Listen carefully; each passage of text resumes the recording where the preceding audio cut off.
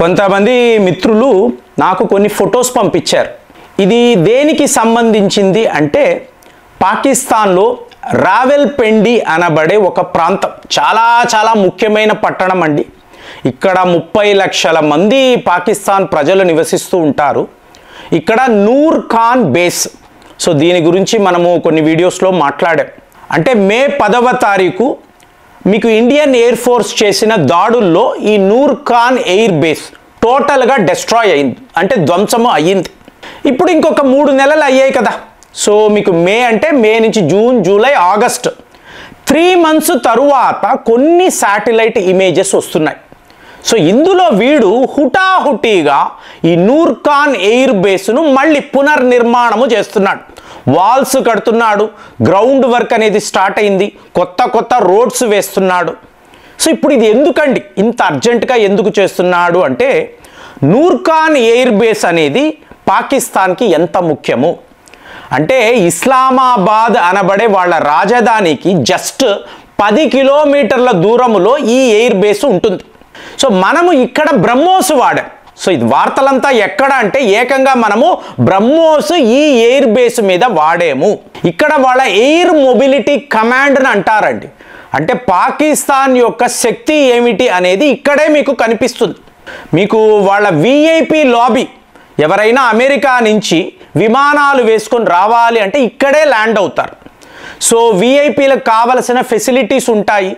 అలాగే మీకు డ్రోన్ టెక్నాలజీకి సంబంధించిన అత్యుత్తమమైన పరిజ్ఞానం వాళ్ళు చెప్పుకోవడము. సో మీకు దానికి సంబంధించిన ఎన్నో డ్రోన్లు ఇక్కడే, ఏకంగా 300కు పైగా డ్రోన్లను వాళ్ళు ఇక్కడే స్టేషన్ చేసి ఉంచారు. దాని తరువాత చూసారు అనుకోండి air born early warning system విమానం. సో ఇది కూడా ఇక్కడ రావెల్పిండిలోనే ఉండేది. సో ఒక్కసారిగా మనము ఇక్కడ ఈ ఎయిర్ బేస్ మీద విరుచుకు పడడంతో టోటల్గా ధ్వంసమైంది. మే 9, 10వ తారీఖు మీకు చాలా పెద్ద దాడులు. సో 11 ఎయిర్ బేసెస్ అన్నప్పుడు ఇదే వీళ్ళకు చాలా క్రిటికల్. సో ఇప్పుడు ఎందుకండి వీళ్ళు ఇంత అర్జెంటుగా దీన్ని రిపేర్ చేస్తున్నారు? డబ్బులు ఎవరిస్తున్నారు? పోయిన వీడియోలో మాట్లాడాను. చైనా వాడు ఇక నేను నీకు డబ్బులు ఇవ్వలేను, ఎందుకంటే నేను ఇచ్చే డబ్బంతా కూడా మీ ఆర్మీ వాళ్ళు పంచుకుంటున్నారు లేదా తీవ్రవాదులకు నువ్వు ఇస్తున్నావు, మరి నాకేంటి లాభం అంటే జీరో.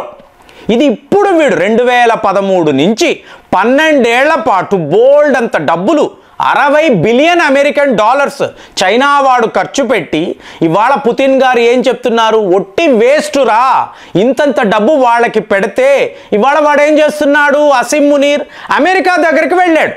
వెళ్ళి భారత్ చూడండి ఎంత దారుణమైన దాడులు చేశారో, మీ F-16 విమానాలు కూడా కూలిపోయాయి, మాకు జరిగిన నష్టాన్ని చూడండి, మాకు డబ్బు ఇవ్వండి అంటే ఏంటి? చైనా వాడి వద్ద అడుక్కుంటాడు, మళ్ళీ అమెరికా వాడి వద్ద కూడా నాకు డబ్బు కావాలి అంటాడు. ఇలాంటి ఒక దేశాన్ని నమ్ముకున్నా నువ్వు ఇంతంత పెద్ద ప్రాజెక్టులు మొదలు పెట్టావు, తప్పు కదా. అంటే పుతిన్ మోదీ కలిసినప్పుడు వాళ్ళు ఇలాంటి విషయాలు మాట్లాడుకున్నారు. ఒక ఆడియో లీక్ గురించి కూడా మాట్లాడాను. ఇవాళ వీళ్ళు రాడికల్ ఇస్లాం గురించి మాట్లాడుతున్నారు. సో దాంతో ఇప్పుడు ఈ నూర్ ఖాన్ ఎయిర్ బేస్ను వాడు రెడీ చేస్తున్నాడు కదా. సో ఇప్పుడు మనం ఏం చెయ్యాలి? ఇమీడియట్గా ఆపరేషన్ సింధూర్ పార్ట్ 2ని మొదలు పెట్టాలి. మళ్ళీ వాడి మీద దాడులు చెయ్యాలి కదా. మిత్రులు పెడుతున్న మెసేజ్. సో ఇప్పుడు మీరు నన్ను అడిగారు అనుకోండి, చెయ్యాలి కదండి. వాడిని అక్కడ ఎటువంటి ఇన్ఫ్రాస్ట్రక్చర్ డెవలప్ చేయనివ్వకూడదు కదా. ఇదే కదా ఆలోచిస్తారు. అలా ఉండదండి. మీరు ఏం చెయ్యాలి అంటే 9 టెర్రర్ క్యాంప్స్ ఉన్నాయి. సో వాటిని కడుతున్నారు, ఎక్కడెక్కడో అప్పు తెచ్చుకొని వాళ్ళు కడుతున్నారు. అలాగే 11 ఎయిర్ బేసెస్, వీటిని కూడా వీళ్ళు రెడీ చేస్తారు మెల్లిగా. అంటే నెక్స్ట్ 10 ఇయర్స్ పాకిస్తాన్ యొక్క పని ఇది. మీకు ఇవి రెడీ అయితేనే వాళ్ళు భారత్ని ఛాలెంజ్ చేయగలరు. ఎందుకంటే ఇక్కడ అమెరికా వాళ్లకు సంబంధించిన, America maintained, America owned nuclear weapons ఇక్కడే ఉన్నాయి. సో దాంతో అమెరికా వాళ్ళు పానిక్ అయ్యారు. బాబా ఇదేం దాడులు, ఒక్కసారిగా మీకు F-16 విమానాలు కూలిపోయి మన దగ్గర ఉండే న్యూక్లియర్ ఆయుధాల మీద కూడా దాడులు జరిగితే పరిస్థితి ఏమిటి? కంగారు పడి ట్రంప్ గారు ఫోన్ చేస్తే మోదీ గారు అటెండ్ అవ్వలేదు. జేడీ వ్యాన్స్ ఎన్నోసార్లు ప్రయత్నాలు చేస్తే మోదీ గారు బిజీ. ఫైనల్గా జయశంకర్ గారు మాట్లాడి మేమైతే ఆపరేషన్ సింధూర్ని ఆపలేము క్లియర్గా చెప్పేశారు. సో ఇప్పుడు మీకు పరిస్థితి ఏమిటి అంటే దీనిని వాడు అర్జెంటుగా రెడీ చేస్తున్నాడు. సో మనం ఏం చేయాలండి, ప్రశాంతంగా చూడాలి. ఇంకొక 6 నెలలు సో వాడు మొత్తము రెడీ చేస్తాడు. మళ్ళీ మీరు మీ శాటిలైట్ ద్వారా గమనిస్తున్నారు. Yes boss, everything is ready. So మేము క్లియర్గా మా విమానాలు, డ్రోన్లు, ఈ ఎర్లీ వార్నింగ్ సిస్టమ్ వీటినంతా రెడీ చేసుకున్నాము. ఇప్పుడు భారత్ను ఛాలెంజ్ చెయ్యవచ్చు అన్నప్పుడు మీరు మళ్ళీ దాడులు చేస్తారు. అంటే వాడు పూర్తిగా రెడీ అయ్యాక చేశారు అనుకోండి, ఆ డ్యామేజ్ 2 3 ఎక్కువ ఉంటాయి. ఇప్పుడు మీరు సడన్గా ఒక బ్రహ్మోస్ట్రి వాడారు అనుకోండి, అంతా బిగినింగ్ స్టేజే కదా, టోటల్గా డిస్ట్రాయ్ అయిపోయి ఉందండి. వాడు ఒక గ్రౌండ్ వర్క్ అంటున్నాడు, గోడల నిర్మాణం చేస్తున్నాడు, షెల్టర్స్, హ్యాంగర్స్ వేస్తాడు. ఇది వేస్తున్నప్పుడు మీరు దాడులు చేశారు అనుకోండి, మీకు నష్టము ఎక్కువ. ఎందుకంటే మీరు వాడే ఆయుధాలు అలాంటివి. కాబట్టి వాడు పూర్తిగా రెడీ అయిపోయి మనం గమనించి అప్పుడు మళ్ళీ దాడులు చేసాము అనుకోండి, ఆ డ్యామేజ్ వేరే లెవెల్లో ఉంటుంది. శత్రువుని కొట్టాలి అన్నప్పుడు మనం టైం చూసుకొనే ఈ పని చెయ్యాలి. కాబట్టి అర్జెంటుగా ఈ పని భారత్ చెయ్యకూడదు. ఈ విషయమే మోదీ గారు పుతిన్ గారికి కూడా చెప్పుంటారు. ఒక ట్రోల్ కూడా వచ్చింది కదండి, షాబాజ్ షరీఫ్ ఇలా నిలబడి ఉన్నాడు, త్వరలోనే ఇంకొక ఆపరేషన్ సింధూర్ ఉంటుంది, ఈసారి ఎలా కొడతామో చూడండి అని మోదీ గారు పుతిన్ గారికి చెప్పినట్టుగా దీనిని షాబాజ్ షరీఫ్ విని బాబో ఇంకొక ఆపరేషన్ సింధూరా అని ఆశ్చర్యపోతున్నట్టుగా మీకు ఫోటోలు కూడా వచ్చాయి కదా. సో ఇప్పుడు ఇది రియాలిటీ అవ్వాలి అంటే మనం ఆగాలి. అంటే ముందు తీవ్రవాదులు వాళ్ళు ఎక్కడో మీకు రాంగ్ క్యాల్కులేషన్ వేసి మాట్లాడాం, 9 లక్షల రూపాయలు మలేషియా, గల్ఫ్ దేశాల్లో వీళ్ళు కలెక్ట్ చేసి పహల్గామ్ దాడులకు వాడారు. అంటే ఎంత డీప్గా ఉందో చూడండి. ఇది మనం ఏదో ఒక పాకిస్తాన్, అక్కడ ఉండే తీవ్రవాద క్యాంప్, ద రెసిస్టెన్స్ ఫ్రంట్ ఇలా అన్నీ మాట్లాడుతున్నాం కాదు. భారత్ జమ్మూ అండ్ కాశ్మీర్ అన్నప్పుడు మీకు ఈ రాడికల్ ఇస్లామిక్ టెర్రరిస్టులు పెద్ద లెవెల్లో ప్లాన్ చేస్తున్నారు, వీళ్ళు డబ్బు పోగు చేస్తున్నారు. కాబట్టి దీన్ని మనం మామూలుగా తీసుకోకూడదండి, ప్లాన్ ప్రకారమే వాడిని కొట్టాలి. సో వాడికి ఈ నూర్ఖాన్ ఎయిర్ బేస్ ఎంత ముఖ్యము అంటే వాడు అలాంటి దాడులే జరగలేదు అని అన్నాడు.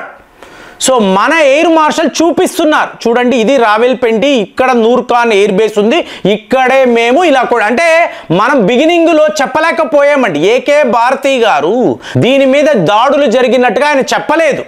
కానీ మీరు చూసారనుకోండి విచిత్రము, అమెరికా వాడు, అది నాసా వాళ్ళు ఫర్మ్స్ అనబడే ఒక టెక్నాలజీని వాడారు. ఫర్మ్స్ అంటే ఏంటి? Fire information for resource management systems.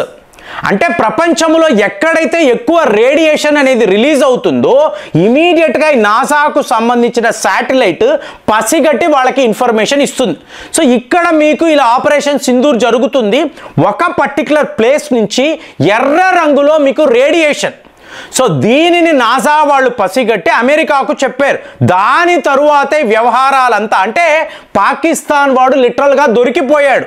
లేదండి అలాంటిది జరగలేదు అన్నవాడు ఫైనల్గా నాసా శాస్త్రవేత్తలు చూడురా ఇదే జరిగింది, ఇప్పుడైనా వాళ్ళతో మాట్లాడి కాంప్రమైజ్ చేసుకో, లేకపోతే మా అణు అస్త్రాలంతా కూడా అక్కడ చిక్కుకుపోతాయి, నీకు ఒక భారీ పేలుడు జరిగింది అనుకో రావెల్పిండి నగరమే సర్వనాశనం అయిపోతుందని చెప్పి అమెరికా వాడు చెప్పడంతోనే, అంటే నూర్ఖాన్ ఎయిర్ బేస్ వాళ్ళకి ఎంత ముఖ్యమో చెప్పడానికి ఇదంతా మాట్లాడుతున్నాను. మరి ఇవాళ వాళ్ళు అలాంటి ఒక ఎయిర్ బేస్ను రెడీ చేస్తున్నారు అంటే మనతో యుద్ధము చేయడానికా లేదా వాళ్ళ అసెట్స్ను కాపాడుకోవడానికా?